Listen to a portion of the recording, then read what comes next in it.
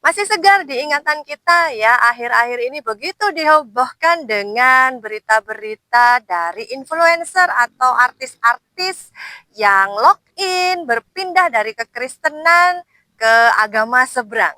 Akibat dari keputusan mereka ini banyak sekali tuaian pro kontra di medsos. Dari agama seberang menyambut mereka dengan penuh kemenangan. Sedangkan di pihak orang percaya atau orang Kristen menganggap mereka ini adalah Yudas Iskariot, yaitu salah satu murid dari Tuhan Yesus yang berkhianat. Bagi saya, ada persamaan dan perbedaan antara mereka dengan Yudas Iskariot. Kita bahas persamaannya terlebih dahulu ya. Di zaman dulu, Yudas Iskariot menjual Yesus atau menukar Yesus dengan 30 keping perak. Tetapi di zaman now, orang-orang menjual Yesus karena popularitas, harta, dan juga jabatan. Dan parahnya mereka ini menjual Yesus atau meninggalkan keimanannya hanya untuk menaikkan rating atau popularitasnya yang dimana mulai meredup. Dan persamaan selanjutnya adalah mereka menganggap akan baik-baik saja setelah mereka mengkhianati Yesus. Padahal seketika itu juga mereka mengalami kematian atau boleh dikatakan kematian secara rohani. Nah, sekarang kita bahas perbedaannya ya. Kalau Yudas Iskariot memang dia dipanggil oleh Tuhan Yesus sendiri untuk menjadi muridnya. Tetapi orang-orang atau mereka-mereka ini yang sekarang meninggalkan Tuhan Yesus, ya memang mereka bukan murid dari Tuhan Yesus. Karena apa ya? Karena mereka memang tidak mempunyai hubungan yang intim dengan Tuhan Yesus. Misalnya berdoa, baca firman, atau menyembah Tuhan Yesus. Ya, bahkan mereka ini boleh dikatakan ya memang bukan Kristen atau Kristen-Kristenan. Kalau ditanya tentang Kristenan ya kemungkinan ya nol dan tidak tahu apa-apa. Biasanya dibilang ya hanya Kristen KTP. Dan ya mereka ini hanya berpikir tentang dunia dan keuntungan dirinya sendiri. Atau boleh dikatakan ya belum pernah lahir baru di dalam kekristenannya.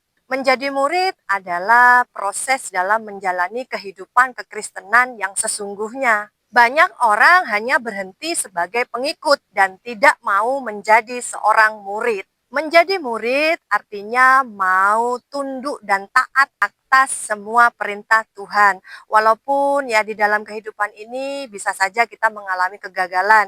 Misalnya kegagalan dalam rumah tangga, kegagalan dalam usaha, sakit penyakit, dan berbagai macam lainnya. Tetapi ya jangan sampai meninggalkan Tuhan Yesus. Mengikut dan mentaati perintah Tuhan Yesus itu sama saja dengan kita membangun hidup kita di atas batu karang yang teguh. Jadi kita bisa kuat dan tidak mudah diombang-ambingkan oleh pengajaran-pengajaran yang salah. Jadi saya menghimbau untuk semua saudara-saudaraku yang Kristen, ayo bangun hubungan yang kuat dengan Tuhan, semakin intim setiap hari dengan Tuhan, dan terus belajar tentang kebenaran dan kekristenan. Karena firman Tuhan mengatakan, kasihilah Tuhan Allahmu dengan segenap hatimu dan juga segenap akal budimu. Akal budi berbicara tentang kepintaran.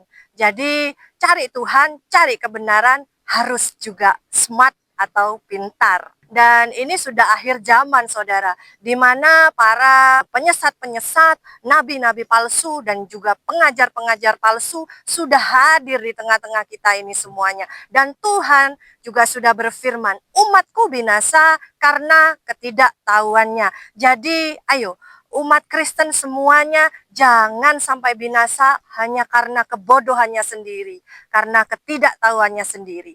Dan sekalipun kita tidak mendapatkan promosi atau keuntungan apapun, jangan sampai kita menukar Yesus dengan apapun. Karena kita hanya sementara di sini saudara, dan pikirkan kekekalan yang akan kita dapatkan setelah kematian. Dari saya Lucy, God bless you all.